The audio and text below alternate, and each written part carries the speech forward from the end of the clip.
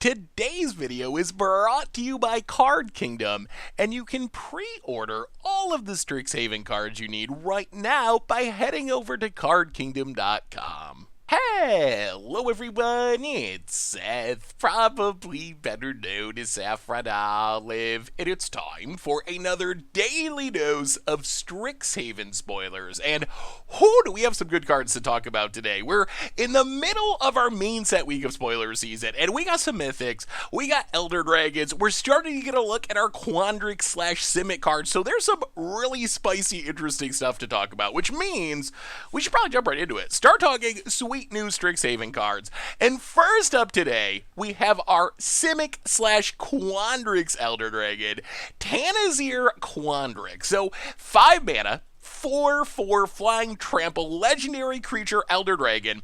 When it enters the battlefield, double the number of +1/+1 counters on target creature you control. And then when it attacks, you can have the base power and toughness of other creatures you control become equal to Tanazir's power and toughness until end of turn. So it's kind of a weird ability. We'll talk about how that second ability matters in a minute. So Tanazir, first off, I mean, it's a relatively efficient flyer. We've seen a bunch of flyers that are 4/4s. Some of them have seen play, like Goldspan Dragon's good, Korvald is really strong, but then on the other hand, Drana, 5 mana 4/4 flyer with some upside doesn't do much. Leyline Tyrant, 4 mana 4/4 flyer with upside doesn't do much. I think the biggest thing that separates these cards is the big flyers that do tend to see play in Standard are the ones that give you some value right away. Like Korvald, you sack something, you draw a card. Goldspan Dragon, you attack, you get a treasure, you can counter something to protect it. While the Dranas and Leyline Tyrants of the world that need to sit on the battlefield to really be good, those tend to see less play. Tanazir's like kind of in the middle. It does do something right away. It doubles the amount of counters you have on a creature, which, if you got a creature with a bunch of counters, can actually be adding a lot of essentially hasty power to the battlefield. You cast a big Stonecoil Serpent, you play this, double the counters, smash your opponent, and then you also get the does something powerful later ability. So I think that we have a combination of mana cost and power and toughness and abilities that probably means Tanazir can be standard playable. So what do you do with Tanazir? And it's ETB is essentially like a Hydra's growth, a one-shot Hydra's growth. It's very dependent on your board state. Like if you just have a random creature with a +1/+1 counter, doubling that doesn't do much. On the other hand, like I said, if you have a Stonecoil Serpent that you cast, let's say on turn 4 with 4 counters, and then follow it up on turn 5, double it up to 8 counters, then Tanazir is pretty strong. Like you're getting a 4/4 for 5 with Flying and Trample and adding 4 extra power and toughness to your Stonecoil Serpent. The good news is we got pieces to make a +1/+1 counter deck work. We got Conclave Mentor for more counters, Luminarch Aspirant for more counters. So there are the pieces if you want to play like Bant counters to make Tanazir really powerful. I think though that this is a card that'll make way more sense once we see more of Strixhaven itself. Like, Tanazir, I think this is meant to be played with fractals. And we've seen a little bit of fractaling in Kismina, in Cayenne, but I assume this is like the Quandrix or Simic mechanic, where you're making these 0/0s and putting a bunch of counters on them. Tanazir seems perfect for that, because remember, we talked about that second ability, which, if you're just playing normal creatures, doesn't really do a whole lot for the most part. On the other hand, if you're playing a bunch of 0/0s, like Stonecoil Serpent, like Fractals, and you're making them big with +1/+1 counters, then Tanazir's insane. Like, let's say you make a bunch of Fractals, and you attack with Tanazir. Since all your fractals are 0/0s, even with no extra help, Tanazir is essentially going to give your entire team +4/+4 until end of turn, which is really, really powerful. Like, that can close out the game super, super quickly. Also works that way with Stonecoil Serpent since it's a 0/0. So it's kind of a unique way that this card is made, where it really wants you to play creatures that have almost no base power and toughness, but grow with counters, and then Tanazir can fully power them up. Also worth mentioning, Tanazir, the way it triggers with its attack trigger is based on its power and toughness, so if you can grow Tanazir itself with your counters, then it's going to boost your fractals, boost your Stonecoil Serpent even more. On the other hand, there is some like downsides to Tanazir. We just had Rollisek Apex Hybrid, which is kind of similar, like Flying Trample, Simic, 5 mana, 4/5, so actually a little bit more toughness than Tanazir. Puts 2 counters on a creature when it ETBs, and then it double proliferates when it dies. Tanazir looks a lot like Rolosek, and Rolosek did not see play in Standard, period. I think, though, that Tanazir is probably better. Like, the attack trigger is better than Rolosek's death trigger. It's repeatable, it can close out the game. Doubling the counters, most of the time, going to be better than 2+1/+1 counters. So Tanazir does feel like Rolosek, but more powered up. Unfortunately, Rolosek didn't see any play, so hopefully it's powered up enough to make Tanazir good. So Tanazir, kind of narrow in the decks it goes in. I don't think you just play this as a value creature, because it really wants specific thing. It wants creatures with lots of counters on them, fractals, stonecoil serpents, things like that, and it wants you to have these low base power and toughness creatures. In that deck, Tanazir should be an all-star. So if you're building fractals in Standard, in Commander, in wherever, it's going to be great. If you're playing a bunch of stonecoil serpents, it should be really good. But this is a dragon that I don't think you just jam in a random Simic deck, because if you don't have those support pieces, it's not that exciting. Next on our list, we have a pretty interesting MDFC mythic, Extus Orc Overlord, and Awaken the Blood avatar. So the front half, Extus, is a 4 mana 2/4 double strikey human warlock with Magecraft. If when you cast or copy instant or sorcery, you get to return a non-legendary creature card from your graveyard to your hand. So kind of a Orzhov Spellslingers type card. You're casting spells, you're getting back creatures that have died. Seems fairly powerful. The back half, though, is the most interesting and exciting part of this card. 8 mana sorcery. As an additional cost to cast it, you may sacrifice any number of creatures. This spell costs 2 less for each creature you sacrifice. So essentially, if you sacrifice 3 creatures, you can cast Awaken the Blood avatar for a black and a red mana, and then each opponent sacks a creature, and then you also create a 3/6 avatar that's black and red, and has haste, and when it attacks, it deals 3 damage to each opponent. So essentially, you get a hasty 6/6 almost. It's split up weirdly, but essentially, it's hitting your opponent for 6 damage, and more than that in a multiplayer game. Obviously, the most exciting part about this is it's a sorcery you can play in your command zone, so you can actually build around Awaken the Blood avatar as your commander in a Mardu deck. As far as Standard, Modern is concerned, I feel like Extus does have some value. Like, if you could build the right shell, you can use your Selfless Spirits, you can use your Elcid of Life's bounties to protect your Extus, and then keep casting spells to get them back, to recast, to protect it more. It's essentially a 4/4 for 4 thanks to Double Strike, so it's not the worst creature, but it kind of just feels like a grindy value card. In Standard, we also have some sacrifice effects that can make it good. You got your Immistorm Predators, you got your Rankles and Woe Striders and Demonic Disciples. Also worth mentioning that this is one of the Magecraft cards that actually kind of benefits from adventure cards. A lot of the Magecraft cards, some of them are a little weird with adventures, but this one works specifically well with your adventure cards. Let's say you get Extus out and you Bone Crusher Giant.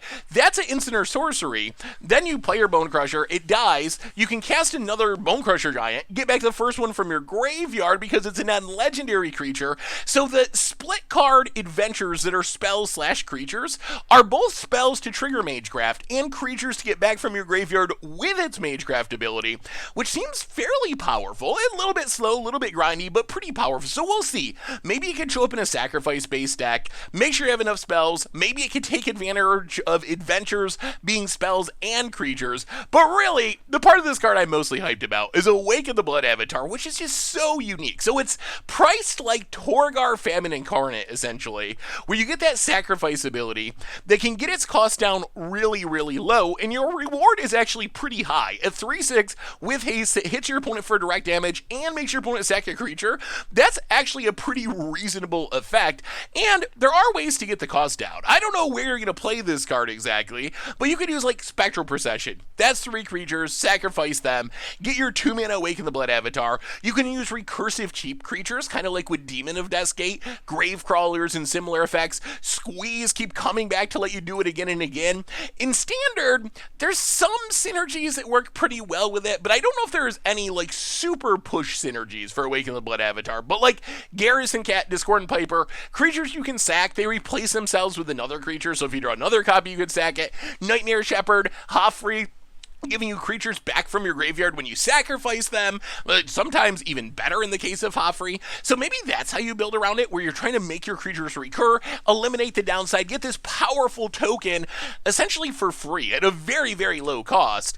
The other thing is, a 3/6 is actually pretty reasonable stats. If you think of what a 3/6 costs, I mean, obviously, 5 mana, Evil Eye by Gore, that's not the most exciting one. That's a pretty bad version of a 3/6. But like, God Eternal Ketra, that's a 3/6. It's got some upside. It does have double strike, which Awaken the Blood Avatar is like pseudo double strike with that damage that it gets in. So you're actually getting a legit creature. That's what I'm trying to say. Like, sure, it's 8 mana, technically, if you're not sacrificing anything.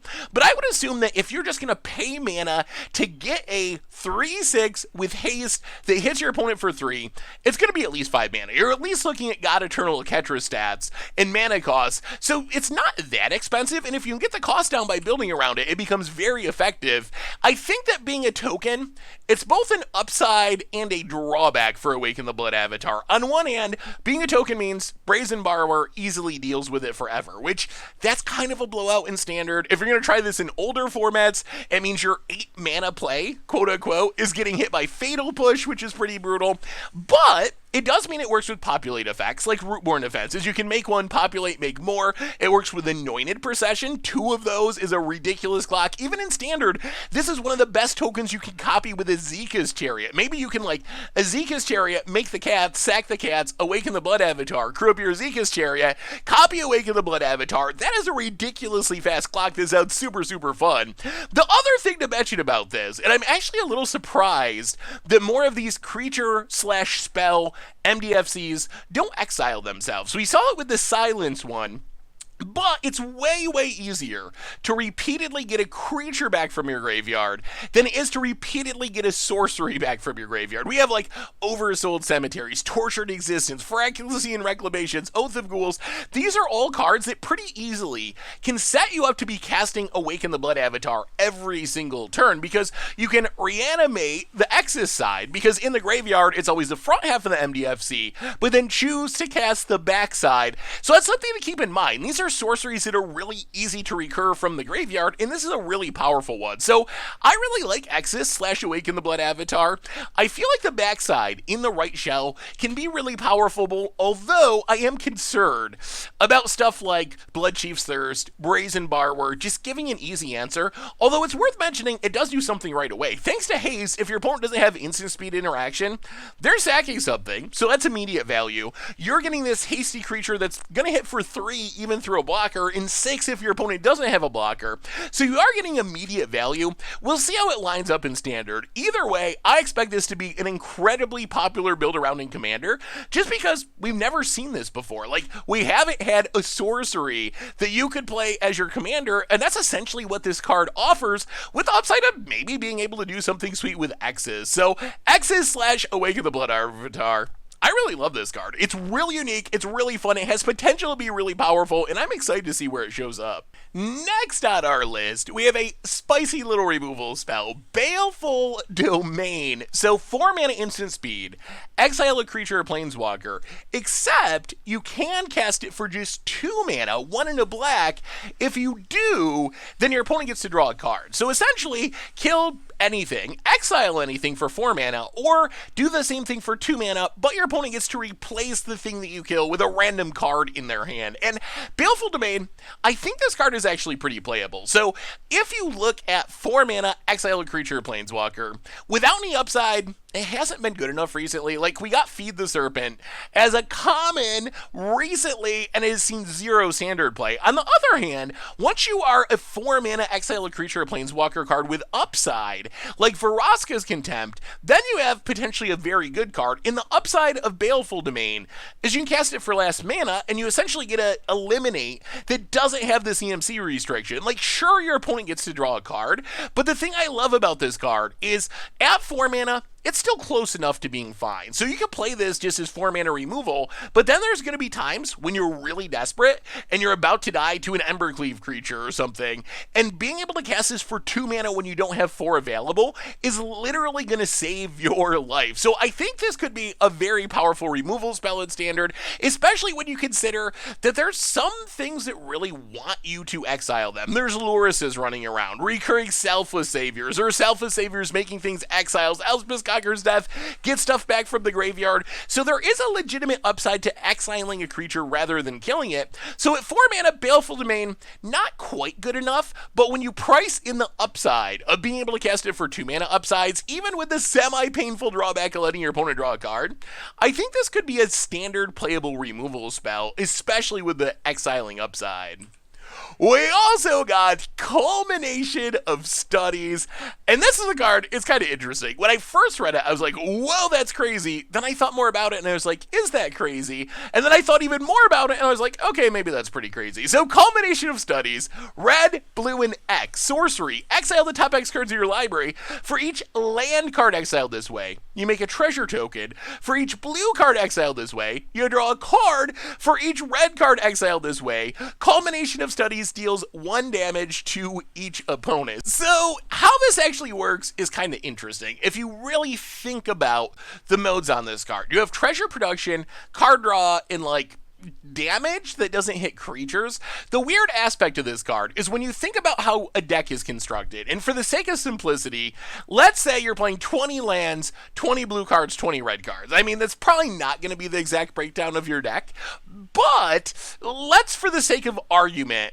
just use this to look at how this will work. So you get up to, let's say, I don't know, 8 mana. You cast this X6. Your deck is 20, 20, 20 like we talked about. What are you going to get out of this card? 2 treasure tokens, 2 cards, 2 damage to each opponent. Is that actually worth it? Probably not. And in reality, you're probably going to get slightly more treasure tokens because you're probably playing more than 20 lands in most decks and slightly less of the other things. So when you look at it from that perspective, it's kind of not very efficient. However, there are a couple of things that make me more excited about this card. One is the treasures that it makes the first time are going to help you cast your second Cumulation of Studies for even more mana and go even crazier and get even more value out of it. Secondly, and by far the biggest way I think to break this card and make it good, is some cards are blue and red, and that really shifts the math. Let's go back to what we were talking about before, where you have 20 lands, 20 blue cards, 20 red cards, but replace 20 blue cards and 20 red cards with 20 Is-It cards. So all of your non-lands are blue and red. Then when you cast this for 8 mana, you're probably going to get 2 treasures, draw 4 cards, deal 4 damage to each opponent. That's actually pretty efficient. So I think since we're going into a standard where we have a bunch of Is-It cards that are pretty powerful, and in Commander obviously you can build around all the hybrid cards, all the Is-It cards from Magic's history, if you're playing like a multi-color Is-It deck, then this is actually a pretty powerful card draw spell. So I think the more mono blue cards and mono red cards you have, the less I like Culmination of Studies. But the more hybrid cards, dual colored cards you have that are Is-It, the more I like it, because you can power up both of its modes with one card, which makes it way, way, way better. The other thing I like about it is we have some treasure synergies in Standard that are already in its colors. Goldspan Dragon, doubling up your treasure mana. Galazeth Prismari, giving you a treasure, letting you tap your treasures for mana. That seems really insane with Culmination of Studies. So maybe we could see, like, Is-It treasure control? I think this is a card that if it was instant, I would be really hyped about it. As a sorcery, it's kind of like a weird Sphinx's Revelation that really requires you and pushes you into 2 color cards rather than monocolored cards. So how good is it? I'm going to say it's in the middle. I think it could be playable. I think it's really sweet, and I really love the design of it.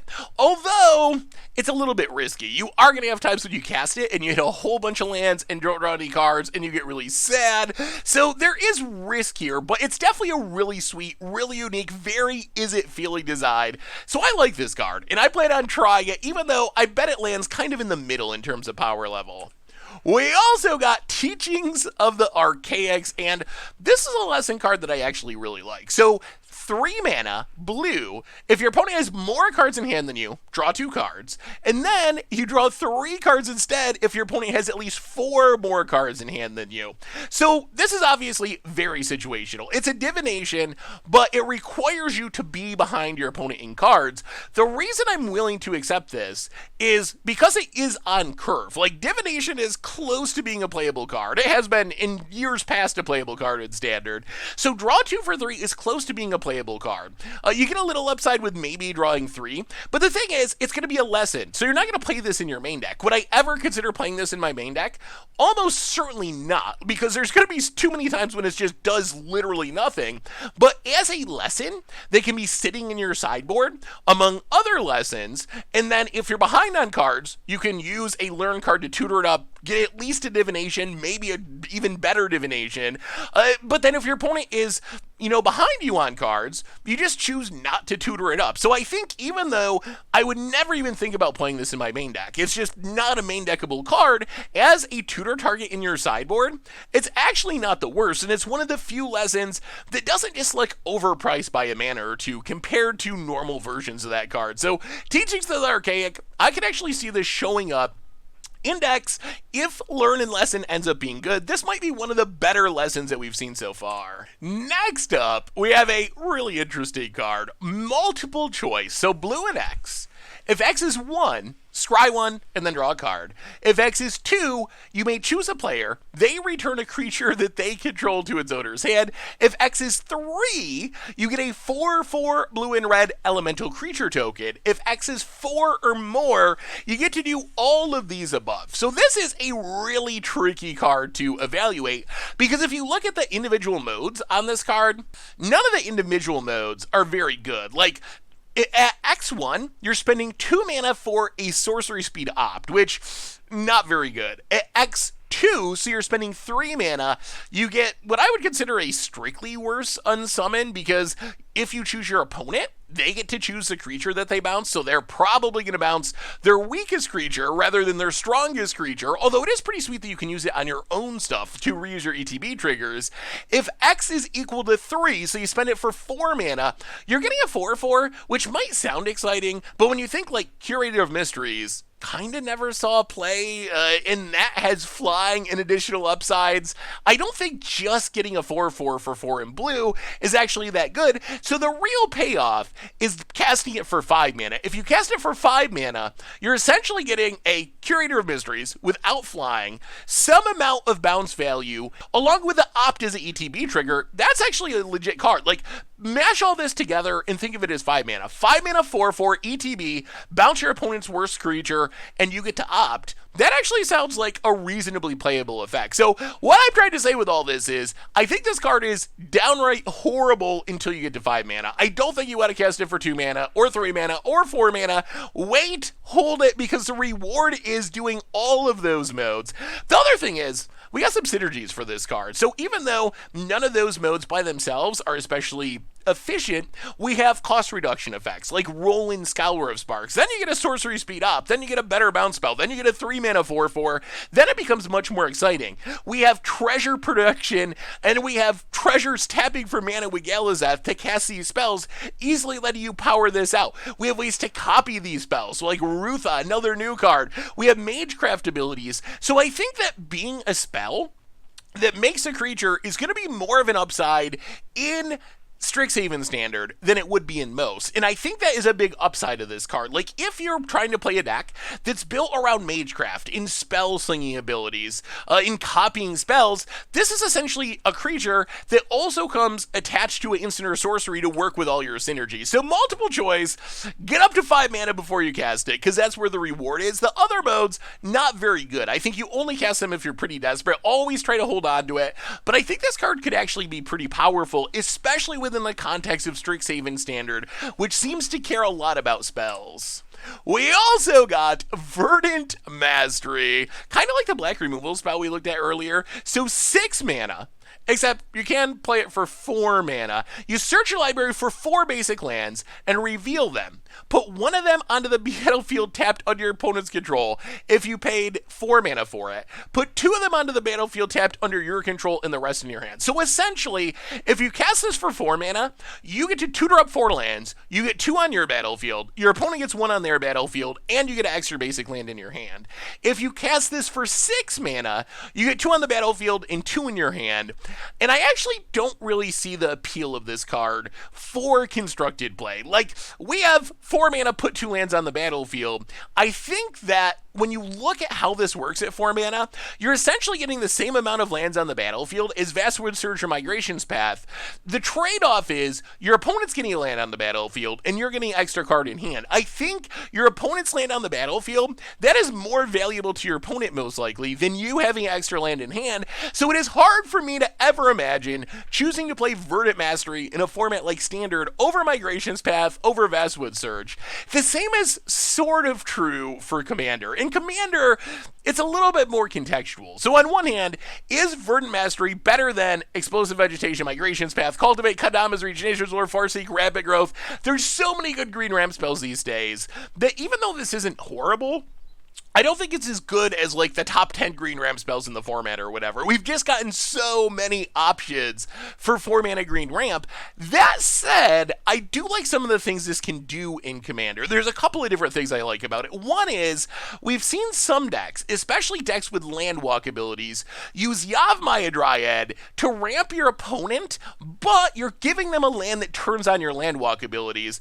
Verdant Mastery can do a similar trick. So if you're built around land walk and you're worried that some of your opponents won't have the right lands for you to land walk onto, Verdant Mastery is a way that you can give your opponent a basic land of your choice. The other thing I like about this card in Commander is its political implications. So what I'm imagining is, we play Commander Clash, you know Crim's always mana screwed because he doesn't play enough lands. I could cast this and be like, hey Crim, guess what? I'm going to give you a land, and then later in the game, maybe I need a favor from Crim, and maybe he'll be in a little bit more of a giving mood when he remembers that I got him out of his mana screw with Verdant Mastery. So I do like how this plays in Commander. It is good from a competitive perspective of just like, I'm trying to power up my game, I'm trying to power up my deck and win the game with my game plan. Is Explosive Vegetation, Migration's Path the other cards? No, but if you can politicize well, I can't see how this would be an upside, because that little favor of giving your opponent extra land early in the game could pay huge rewards later in the game when that favor comes due and you try to get your opponent to get you back with that favor. So Verdant Mastery, don't play it in Standard. I don't think it's worth it. I can't imagine there's a reason to do it over the other options. In Commander, is it one of the 10 best green ramp spells? Probably not, unless you're playing like a landfall deck or you're really good at being political. In those cases, I could see it being really sweet. Plus, it's just kind of fun. I love cards that make multiple players do things in Commander, and Verdant Mastery is close enough to being playable and has that fun multiplayer aspect to the card.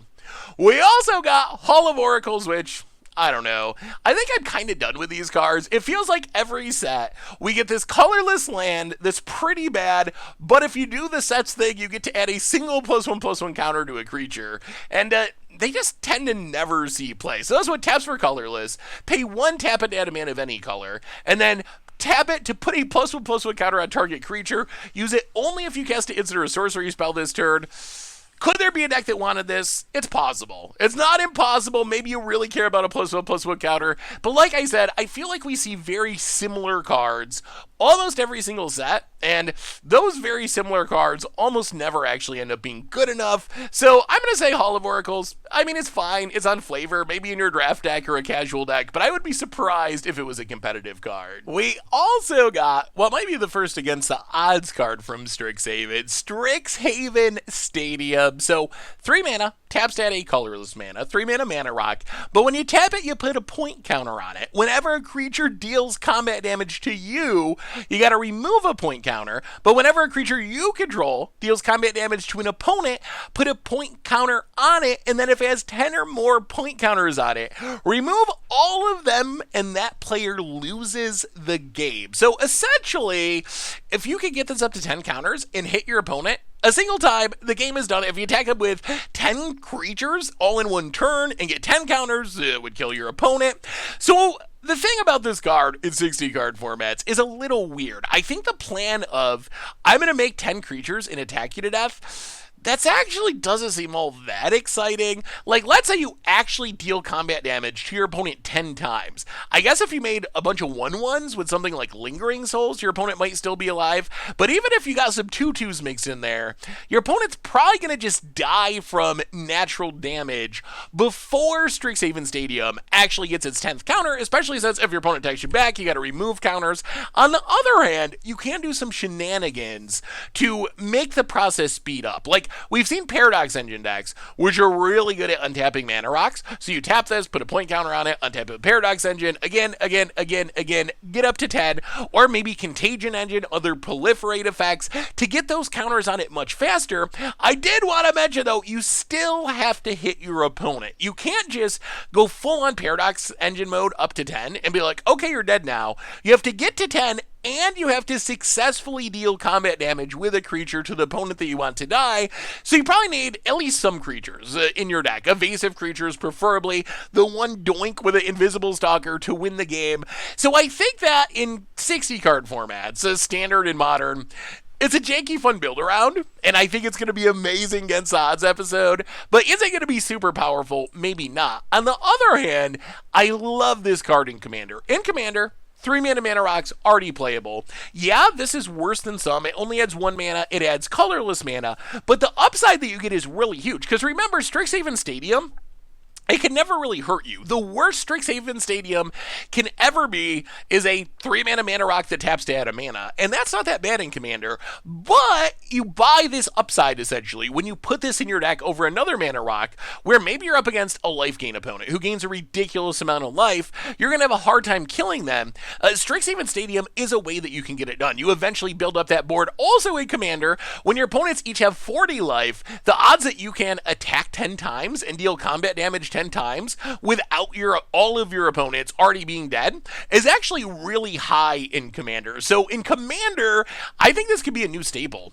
You can try to build around it and proliferate it and get in that one attack, or just play it for value. Pay it as a random mana rock that sometimes it's just going to kill someone, and that is a really powerful mana rock. Mana rocks, really good at adding mana. Traditionally, they don't kill people. This is the first one that could also be your win condition, which for Commander is absolutely amazing. I expect this is going to show up in a lot of my Commander decks. We also got Manifest in Sage. So Manifest in Sage, we've been looking at this 4 mana quadruple hybrid mana cost cycle the last few days. The first two, I've kind of been, they're okay. This one I actually really like. So you only get a 2/2 for 4. However, when it enters the battlefield, you get to create a 0/0 green and blue fractal creature token and put X +1/+1 counters on it, where X is the number of cards on your hand. So if you look at this, it's almost always going to be really powerful. Like, how many cards in hand do you need to make this card good? I think if you're getting a 2/2 token, it's not constructed playable. Like, a 4 mana to get 2 2/2s, that's like Mona the Unhollow. Not really good enough anymore. On the other hand, if you're getting a 3/3, you're kind of getting Sidisi Brood Tyrant. If you get up to getting a 4/4 or better, then you're getting 6 power and toughness for 4 mana, which is a legitimately good deal, and doubly so in your mono blue deck that probably isn't that good at that. So I actually feel like it should be pretty easy for this card to be worth it. Yeah, it's bad off the top if you're empty-handed in the late game, but remember, we're playing 2021 Magic. Who's empty-handed in the late game? Like, that doesn't happen anymore. Everything has draw a card attached to it. So you usually have a bunch of cards in hand, and you're going to get enough power and toughness split up over 2 bodies to help prevent removal from being effective against it, that I think this can be worth it. And that doesn't even include shenanigans like we were talking about Tanazir Quandrix and how it really wants a bunch of fractal creatures. Well, this is a fractal producing creature that's right on curve. So maybe you play this on turn 4, make a big fractal, then you Tanazir to double that fractor's counters, make it even huger, and then smash your opponent to death. You can blink it, pull off other shenanigans like that, Panharmonicon style effects. So Manifest in Stage, I think this has a chance to be a playable card. It can put a lot of power and toughness on the battlefield for just 4 mana, and it's pretty synergistic with Fractal stuff, with Flicker Blink stuff, with Panharmonicon shenanigans. So I really like this one. This is my favorite of the quad hybrid mana cycle that we've seen so far. Next up, we have the Shuffler Truther's favorite rare, Conspiracy Theorist. So, 2 mana in red, you get a 2/2 human shaman.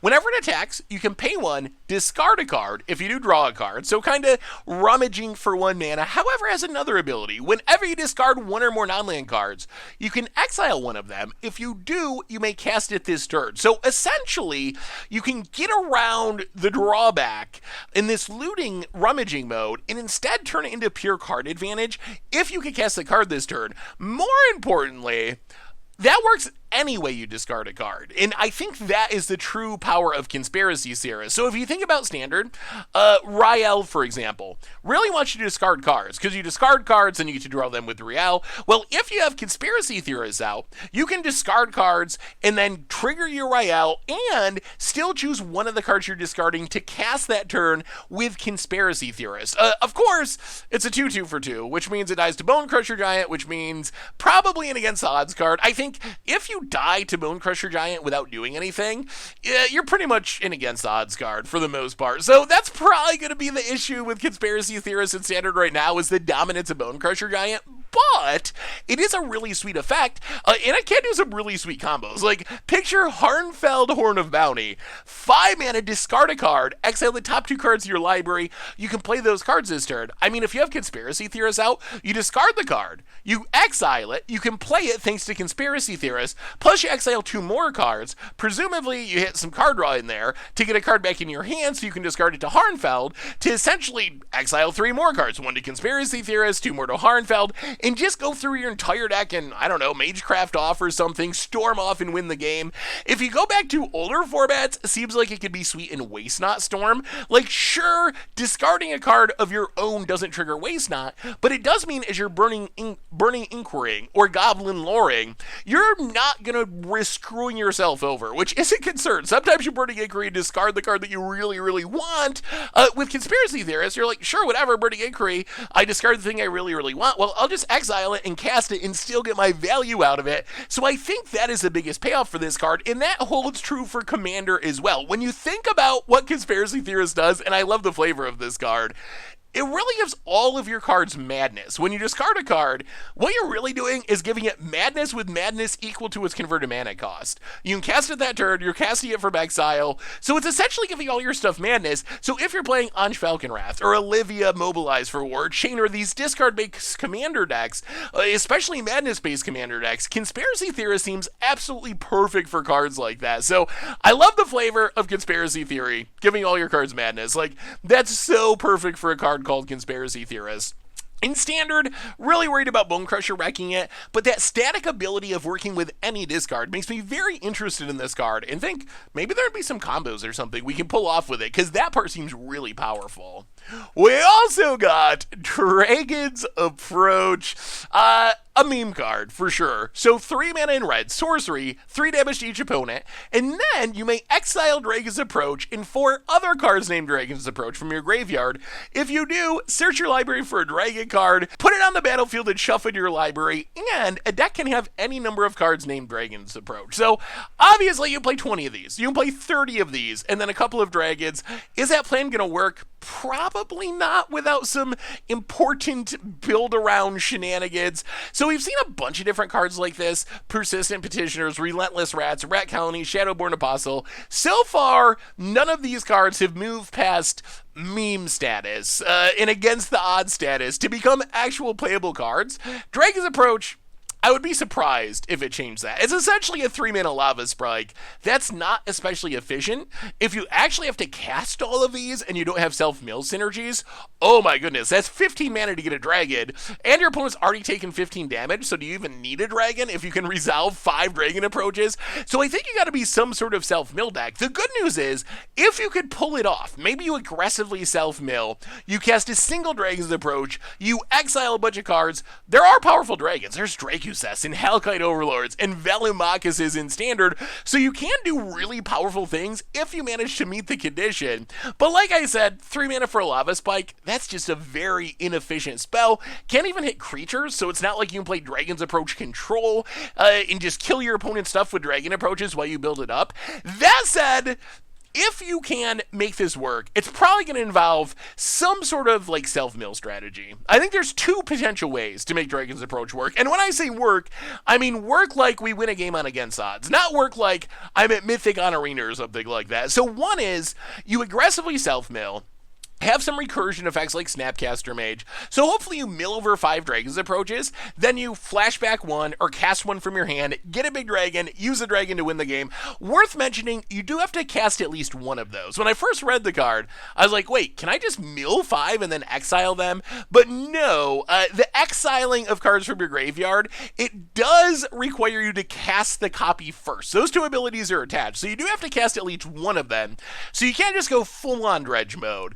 But that's one possibility. The other possibility, of course, is Thrumming Stone, which is probably the easiest way to combo with the cards that allow you to have any number in your deck. In a Thrumming Stone deck, you can kind of turn Dragon's Approach into a weird Dragon Storm. So if you overload your deck with the same card, Thrumming Stone lets you ripple for this weird mechanic where when you cast a spell, you get to reveal your top 4 cards of your library, and you can cast a spell with the same name. So in theory, if you get Thrumming Stone going, you get to just keep going through your entire deck and cast every copy of Dragon's Approach, all whatever, 30 of them, and then you tutor out Dragonlord Kolaghan to give all your dragons haste, and then next time, after you get up to 10 Dragon's Approaches, you get a Tarka World Render for double strike to go with the haste, and then next time, I don't know, you get a Halkite Overlord or a Terror of the Peaks to deal some direct damage. So you can, with Thrumming Stone, turn this into a really janky Dragon Storm. Of course, you gotta play a 5 mana artifact and have it stick on the battlefield, and then cast your Dragon's Approach, and your deck is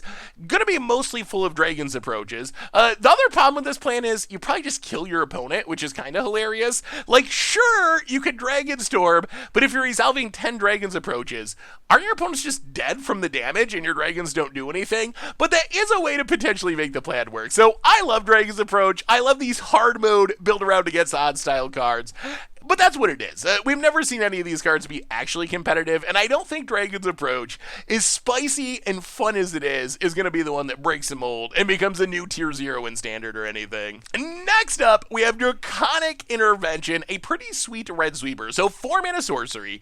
Additional cost to cast it, you gotta exile instant sorcery from your graveyard. It deals X damage to each non-dragon creature, where X is the mana value of the exiled card. So if you exile a 7 mana sorcery or instant, you're gonna get 7 damage. If you exile an opt, it's 1 damage. And then if a creature dealt damage this way dies this turn, you exile it instead. And then you do have to exile Draconic Intervention, which I assume was Wizards was worried you'd be able to like chain them together. Like you do it once, sweep your opponent's board. Next turn, Draconic Intervention, exiling the first Draconic Intervention to get another Storm's Wrath. So this is actually a pretty unique, and I think in the context of our current Standard format, pretty powerful sweeper. The only thing I could kind of find that was similar was Volcanic Vision, but that's really expensive, and it only hits your opponent's stuff. So maybe the best comparison is like a Storm's Wrath or an Anger of the Gods. So why am I hyped about this Storm's Wrath with more hoops to jump through in Standard? And the biggest reason is, yesterday we were talking about Creative Outbursts and Magma Opus, these big instants that get themselves in the graveyard by making a treasure. Like if you have a Magma Opus in hand and you're playing Draconic Intervention, you can just discard Magma Opus on turn 2, get a treasure turn 3 if you have to.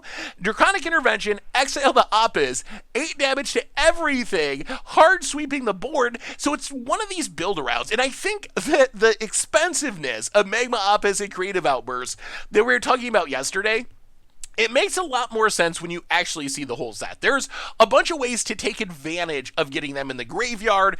The ramp mode is relevant for letting you cast those ways. So even though I still think like 8 mana is a lot for Magma Opus compared to in Ultimatum, let's say, or 7 mana slot for Creative Outburst compared to Prophetic Bolt, when you get to see them in the context of what is doing in this set, they actually look a lot better, and I think that might mean Draconic Intervention could be a key sweeper in Standard, and that doesn't even include that we got a lot of dragons. Like, if you can play this in a spell deck that's also a dragon deck, then you turn it into essentially a Plague Wind, where your creatures are going to live because they're dragons and they don't take damage, you sweep away your opponent's board, get into big Alpha Strike and win the game. So some sort of is-it spell dragon deck is actually looking like it could be really powerful in Standard.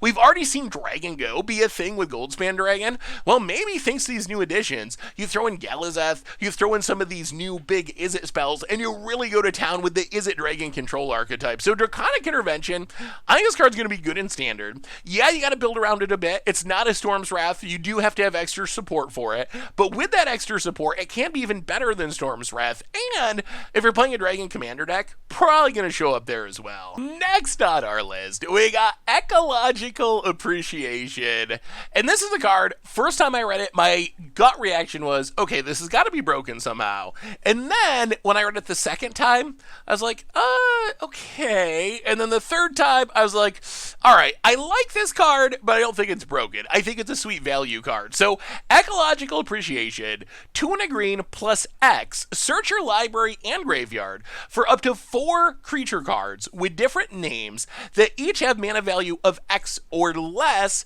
An opponent chooses 2 of those cards. Shuffle the chosen cards into your library. The rest go on the battlefield. Exile Ecological Appreciation. So when you read this card, this looks like a Collected Company, a busted card, mixed with a Gifts Ungiven, a busted card. It calls back to all of those, and both of those cards are so strong that my first thought was, okay, this has to be really busted too, but when you think more about how this card actually works, I'm not 100% sure. So let's think about it in the context of Standard. Let's say you cast it for 6 total mana, so X is equal to 3. You can get a Khazadu Mammoth, a Brazen Borrower, Lovestruck Beast, a Bone Crusher Giant. That's fine. That would be 4 different 3-drops that could show up in a typical deck. But then you're essentially paying 6 mana for Collected Company at sorcery speed. That doesn't sound broken to me. It definitely gets better the more mana you have to spend it, though. Like, if you can get up to 7 mana or 8 mana, where you can grab 5 drops, let's say you grab Tear the Peace, Goldspan, Elder Gargaroth, and Tanazir Quandrix for our last one, like, you're going to get all the value you could possibly need and want out of this card, no matter what your opponent chooses. So I feel like you really got to be able to get up to 8 mana, 9 mana, 10 mana, even more mana to make this card good.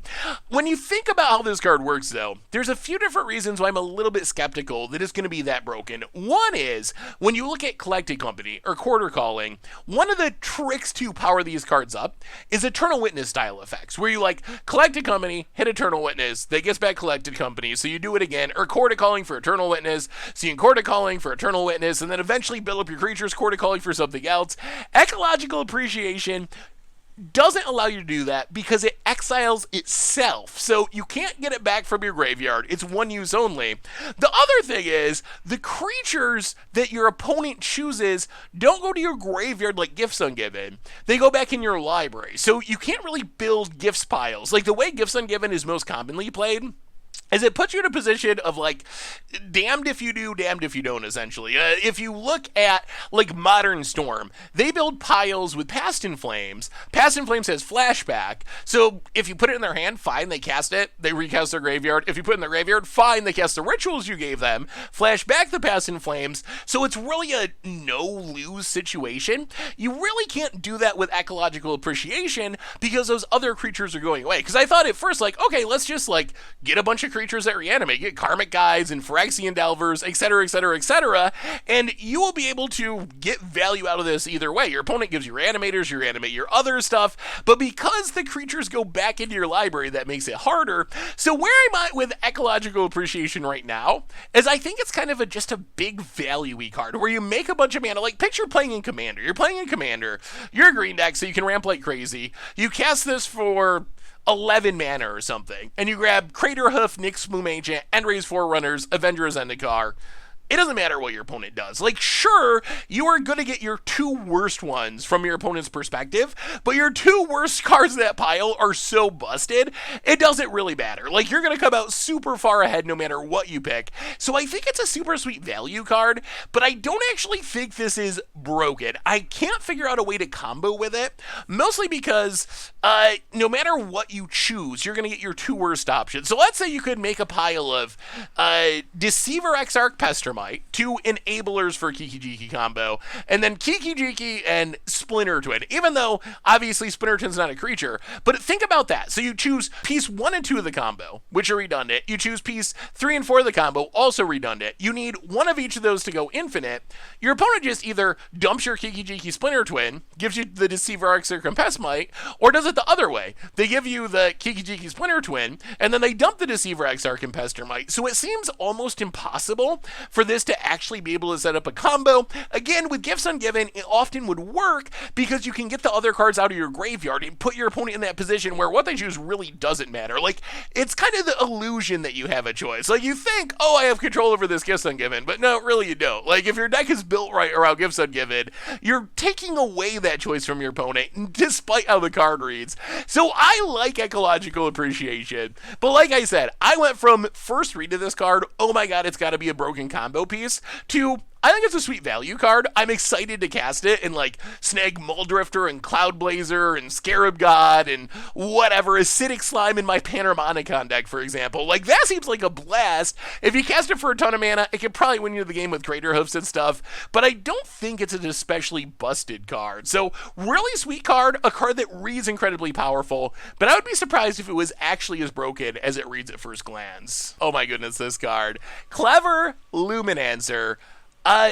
Best card for non-standard formats in the set, maybe. This card is legitimately absolutely frightening to me. So 1 mana 0/1. It's in white. Who would have thought a 1 mana 0/1 in white would be the card I'm most scared of from the set so far? Human Wizard, Magecraft. When you cast or copy an instant or sorcery spell, it gets +2/+2 until end of turn. So this compares to a couple of different things. Kind of like a Monastery Swiftspear, except you get double prowess for your spells.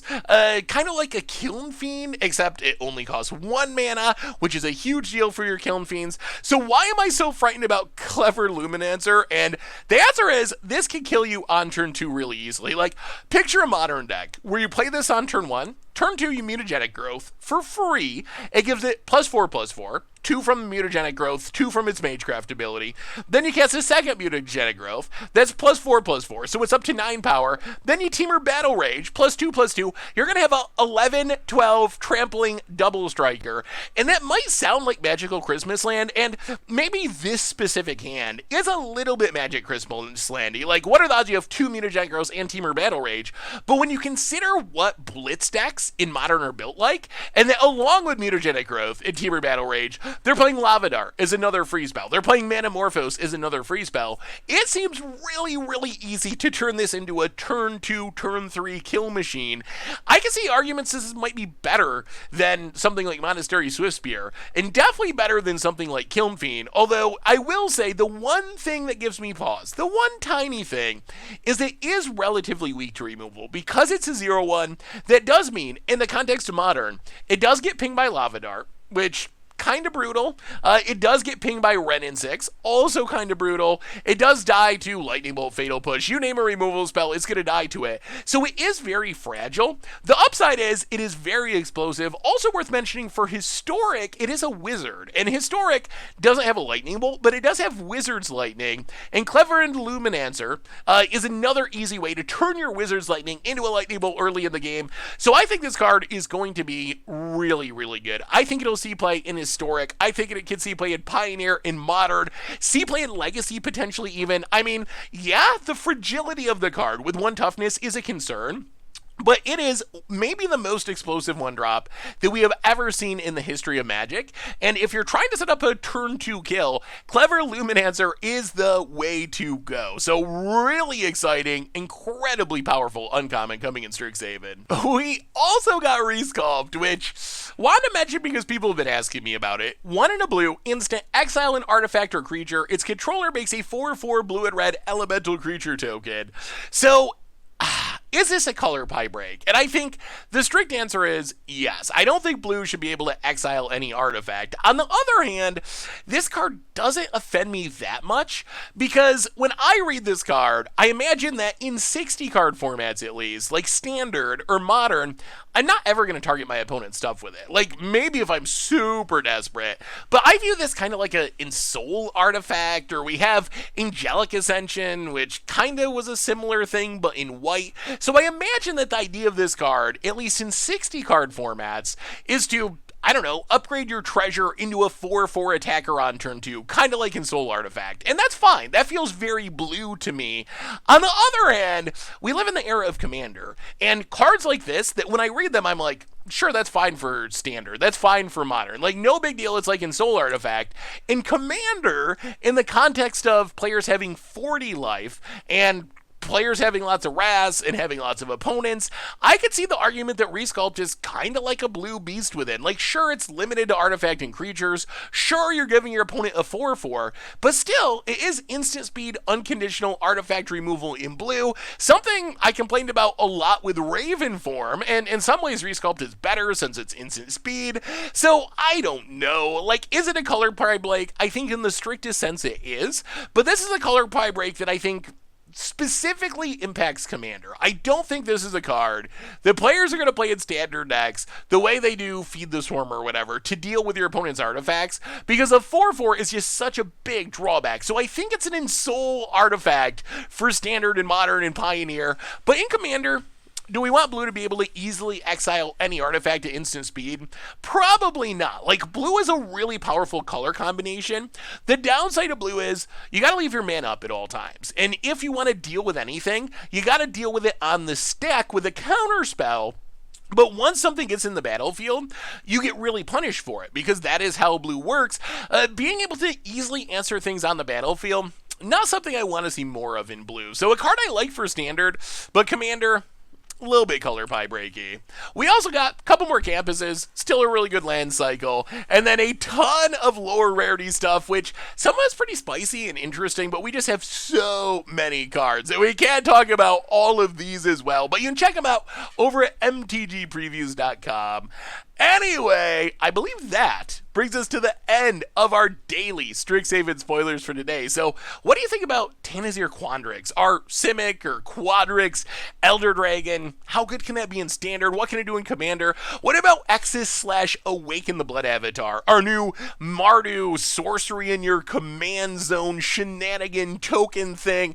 How good can that be? What Commander do you want to build around most that we've seen from the set so far? What about the weird, like, reverse kicker cards? Baleful Domain, Verdant Mastery, where, yeah, if you can cast them on the cheap, but you're going to give your opponent some benefit. Culmination of Studies, what can that one do? Is that better than I think as an X card draw spell? All the lesson stuff, can that show up in Standard? What about multiple choice? Can that be a creature in his Spellslinger deck? A quote-unquote creature in his Spellslinger deck in Standard? Hall of Oracles, is there something that makes it better? What about Dragon's Approach? Is there a way to make any number of copies of a really bad Lava Spike being in your deck actually work? Conspiracy Theory, what combos can that pull off? Draconic Intervention, our new Wrath, Ecological Appreciation. Is there a combo for it? Did I miss it? Or is it just a value card? Let me know in the comments. Thanks so much for watching. I hope you enjoyed the video, and I will talk to you soon. Thanks for watching the video. If you enjoyed it, help us out by clicking that like button down below.